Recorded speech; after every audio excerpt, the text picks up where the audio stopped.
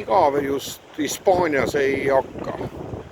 Pistad nina välja ja kui tahad näha tõesti ilusaid maastike reljeefe, siis ei ole just vaja kaugele kõndida, et neid näha. Neid on igal sammul, silmad lahti ja imetle neid loodusvormisi siin merekaldal. Neid on tõsirikkalikult. Igal sammul.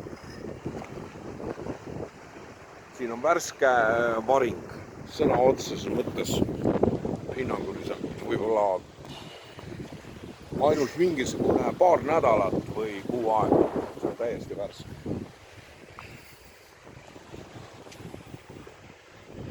See on kodu.